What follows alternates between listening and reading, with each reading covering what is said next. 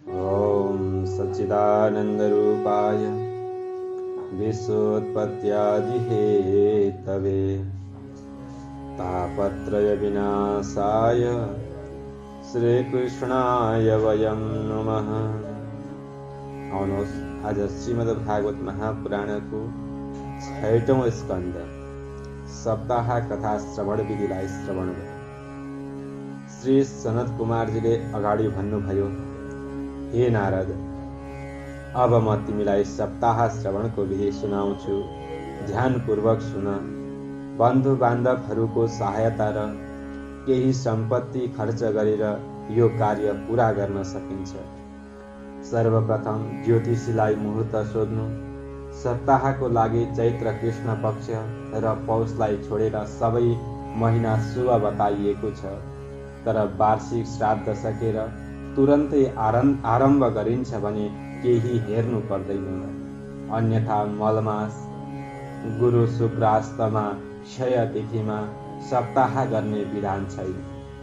तर भगवान पुरुषोत्तम प्रीतिका निमित्त अधिक मासमा पनि श्रवण गर्नु उत्तम हुन्छ। बारहरूमा मङ्गल तथा शनिबारमा कथारम्भ गर्नु हुँदैन। चतुर्मासा आदि नित्य कथामा द्वादशी तिथिमा कथा सुनाउन वर्जित छ, किनकि सुतजीको देहावसानका कारण त्यो दिन सूतक मानिन्छ। सप्ताह कथामा द्वादशी तिथि वर्जित छैन। यस्तो व्यासजीको कथन छ, नन्दी श्राद्ध गरेर मण्डपको निर्माण गराउनु, चारै दिशाहरूमा श्रीफल सहित कलशहरूको स्थापना गर्नु, गणेश नवग्रह 16 मातृका एवं पौराणिक आचार्यहरूको प्रतिदिन पूजन गर्नु, मण्डपमा शालिग्राम शिला राख्नु उत्तम हुन्छ। श्री कृष्णको सुनको प्रतिमा बनाएर प्रधान कलशमा स्थापित गर्नु र पुरुषोक्तद्वारा षोडशोपचारले पूजन गर्नु। निमन्त्रणा पत्र पठाएर टाढा टाढाबाट भक्तजनहरूलाई बोलाउनु। यहाँ 7 दिनसम्म भक्त विद्वानहरूको समाज एकत्र हुनेछ। त्यसमा अपूर्व रसमय श्रीमद् भागवत कथा हुनेछ। तपाईँ यो अमृत रसलाई पान गर्न सपरिवार अवश्य आउनुहोला। यदि धेरै समय छैन भने पनि 1 दिनका लागि भए पनि अवश्य आउनुहोला।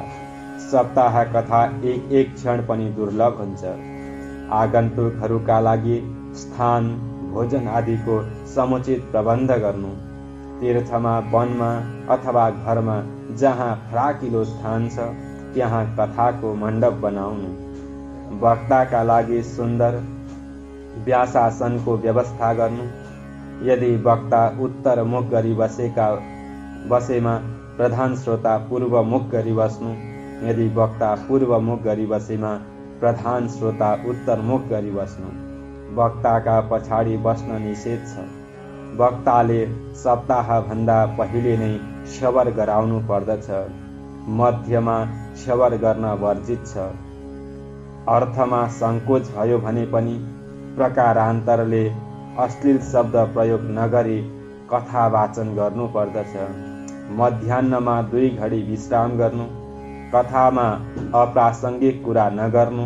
श्रोताहरूको 7 दिनसम्म व्रत धारण गर्दै कथा श्रवण गर्नु। यदि सम्भव हुन्छ भने दूध र फल सेवन गर्दै कथा सुन्नु। यदि यसले कथामा विघ्नको सम्भावना हुन्छ भने दैनिक कथा सकिएपछि एकपल्ट पत्तामा हविष्यान्न भोजन गर्नु। यो उत्तम पत्र बताइएको छ। ब्रह्मचर्यमा रहनु। भूमिमा शयन गर्नु। गरिष्ठ अन्न, भाव दूषित वासी अन्न एवं निषिद्ध सागहरूलाई त्याग्नु। काम क्रोधादिबाट बच्नु। कसैको निन्दा नगर्नु। रजस्वला, म्लेच्छ, नास्तिक, पतित आदि व्यक्तिहरूसँग वार्तालाप नगर्नु। दरिद्र, क्षयरोगी, सन्तानहीन, परमात्मा तथा मोक्षाभिलाषी व्यक्तिहरूले यो कथालाई अवश्य सुन्नु। जुन स्त्रीलाई मासिक धर्म हुँदैन, जसको एकमात्र सन्तान भएको छ, जसलाई कहिले प्रसव भएको छैन, जसका बच्चाहरू मर्दछन्, जसको गर्भपतन हुन्छ, यस्तै स्त्रीहरूले प्रयत्नपूर्वक यो कथा श्रवण गर्नुपर्दछ। यो कथा श्रवणले यी सारा दोषहरू नष्ट हुन्छन्। कथाको प्रारम्भ तथा अन्त्यमा श्रीमद्भागवतको आरती गर्नु, विरक्त वैष्णव ब्राह्मणका मुखबाट मात्रै यो कथा श्रवण गर्नु, अर्थात् ब्राह्मणेतरबाट कथा श्रवण कहिल्यै नगर्नु। सुतेर कथा सुन्नेहरूले अजिङ्गर तथा कथावाचक व्यासजीलाई प्रणाम नगरी कथा सुन्नेहरूले वृक्षको योनि प्राप्त गर्दछन्, तर यो नियम रोगीहरूमाथि लागू हुँदैन। वक्तालाई कथास्थलमा पुग्नुभन्दा अगाडि नै उनको स्वागत गर्नुपर्दछ। श्रोताहरूले कथाका मध्यमा कुनै प्रकारको शङ्का भए पनि प्रश्न नगर्नु। जे प्रष्ट भएको छैन त्यो कथाको अन्त्यमा नम्रतापूर्वक सोध्नु, अन्यथा कथारस भङ्ग हुन्छ। व्यासासनमा बसेका आचार्य साक्षात् व्यास स्वरूप मानिएको छ। कथा भइरहेका समयमा वाचकले कसैलाई प्रणाम नगर्नु, मुखबाट अमङ्गल शब्दको उच्चारण नगर्नु, तपश्चर्या आदिद्वारा मात्रै अन्य वर्ण ब्राह्मण हुन सक्दैन। केवल चिन्ह मात्र धारण गर्नाले जातिको निवृत्ति अथवा प्राप्ति हुन सक्दैन। कलियुगमा ब्राह्मणत्व जन्मदेखि नै प्राप्त हुन्छ, तपस्या आदिले हुँदैन। श्रोताले आचार्यलाई जे अर्पण गर्दछन् त्यो अक्षय हुन्छ, त्यो स्वीकार्नले वक्ता प्रतिग्राही पनि हुँदैन। श्रीमद्भागवतको एक एक श्लोकका श्रवणको निष्क्रय रत्न कोटि पनि हुन सक्दैन। जुन आचार्यले श्रद्धाले सम्पूर्ण श्रीमद्भागवत कथा सुधाको पान गराए, उनी श्रोताद्वारा समर्पित किञ्चित भेट स्वीकार्नाले प्रतिग्राही हुँदैन। यदि सकिन्छ भने 3 पला 192 मासाको स्वर्ण सिंहासन बनाएर त्यसमाथि श्रीमद्भागवतको पुस्तक राखेर आचार्यलाई अर्पण गर्नु। यसो गर्नाले मनुष्य सर्व पाप रहित भएर संसार बन्धनबाट मुक्त हुन्छ।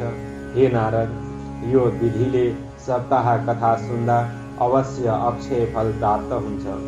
सप्ताहको अन्त्यमा उद्यापन गर्ने विधि छ। अकिञ्चन विरक्त भक्तहरूका लागि उद्यापन आवश्यक छैन। उनीहरू कथा श्रवणले नै कृतकृत्य हुन्छन्। विरक्तले उद्यापनका दिन गीता पाठ गर्नु गराउनु। सबै श्रोताहरूले कथा समाप्ति भएपछि आचार्य एवं भागवतको आभूषण वस्त्र द्रव्य आदिको यथाशक्ति पूजन गर्नु। कथाको अन्त्यमा प्रसाद र तुलसी दल ग्रहण गर्नु। प्रसादको अनादर नगर्नु। दैनिक कथाको अन्त्यमा आरती गरेर मृदङ्ग ताल वादन पूर्वक हरिनाम संकीर्तन गर्नु। कुनै याचक आए भने उसलाई विमुख नगराउनु। कटु वचन नबोल्नु। 10औं स्कन्धमा प्रति श्लोकले पायस आदिद्वारा हवन गर्नु अथवा गायत्री मन्त्रले हवन गर्नु या 12 वा गोपाल मन्त्रले 1800 आहुति दिनु। न्यूनता आदि दोष निवृत्तिका लागि विष्णु वा गोपाल सहस्त्र नामद्वारा तिल तुलसीले भागवत जीको अर्चना गर्नु।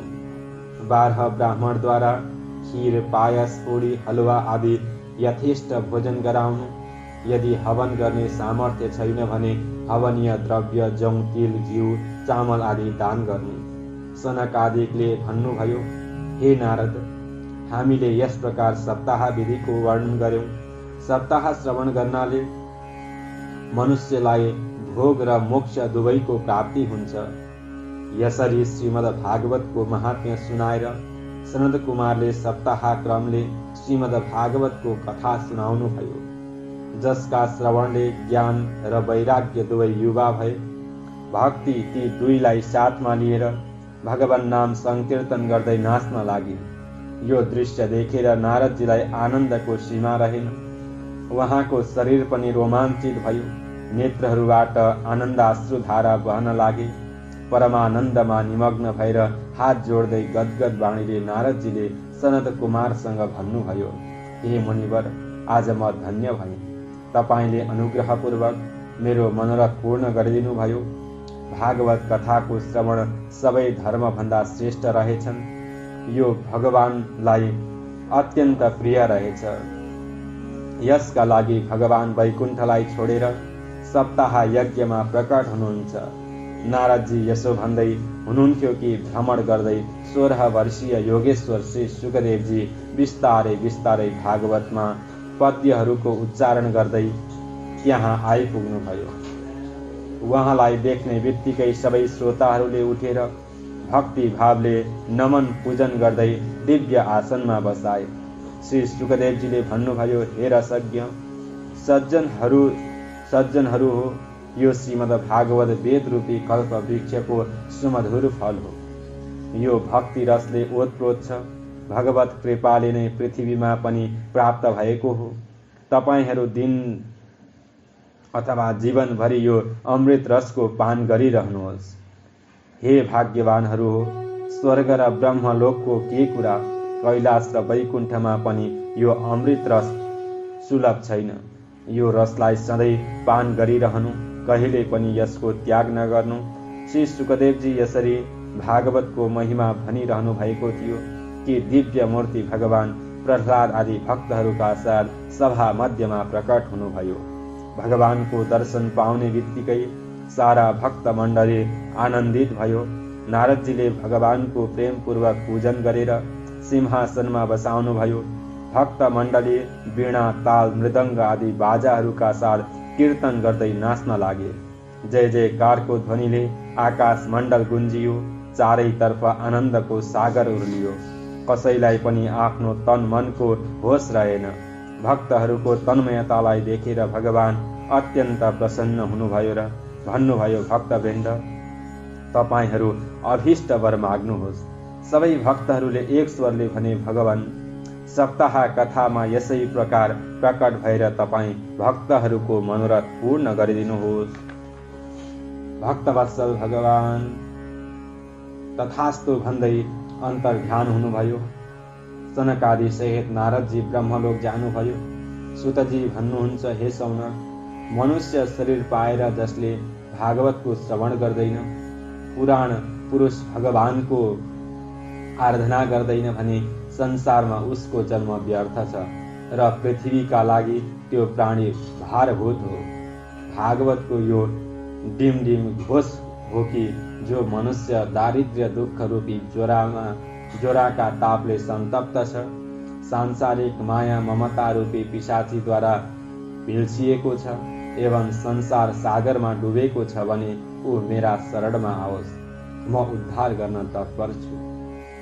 पद्मपुराण अन्तर्गत श्रीमद् भागवत महात्म्यको 6औं अध्याय पूर्ण भयो।